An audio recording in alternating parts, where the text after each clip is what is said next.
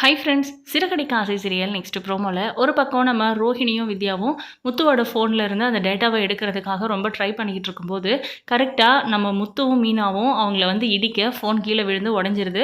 So அதில் எந்த டேட்டாவும் எடுக்க முடியாத அளவுக்கு நீங்கள் தான் என் ஃபோனை உடச்சிங்க, நீங்கள் தான் எனக்கு சர்வீஸ் பண்ணி கொடுக்கணும், இல்லாட்டினா அதுக்கான பணத்தை கொடுங்க அப்படின்னு சொல்லி முத்து சண்டை போடவும், இல்லை நானே எனக்கு தெரிஞ்ச கடையில் கொடுத்து ரெடி பண்ணி கொடுத்துட்றேன் அப்படின்னு சொல்கிறாங்க.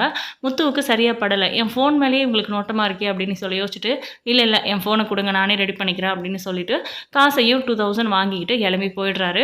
இப்போ பார்த்தீங்கன்னா நம்ம முத்து போயிட்டு இருக்கிற அந்த சமயத்தில் சிட்டியோட ஆட்கள் ஒரு காரில், அதாவது ஜிப்சி மாதிரி ஒரு ஜீப்பில் போய்கிட்டு இருக்கும்போது, என்ன இவங்க இவங்க தோரணியே சரியில்லையே அப்படின்னு சொல்லி பின்னாடி வந்து ஒரு வண்டியில் சிட்டி போயிட்டுருக்காரு.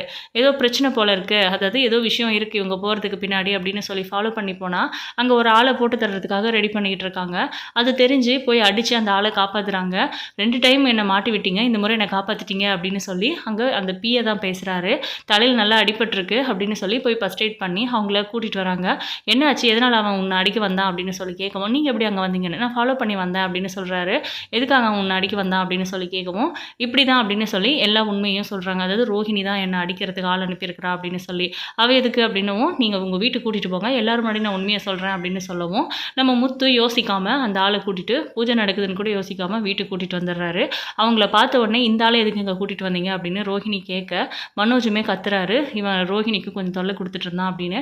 அப்போ முத்து வந்து, நீ பொய் சொல்லாத, உன்னை பற்றி எல்லாமே இவன் என்கிட்ட சொல்லிட்டான் அப்படின்னு சொல்லி முத்து வந்து ரோஹிணி கிட்ட கத்த, நம்ம மனோஜுக்கு கோவம் வந்து அவரு ஒரு பக்கம் கத்த, இப்படியே போய்கிட்டு இருக்கு. இப்போ அந்த பிஏ வந்து நான் உண்மையை சொல்கிறேன்னு சொல்கிறாரு. என்ன நடக்க போகுதுன்னு வெயிட் பண்ணி பார்க்கலாம்.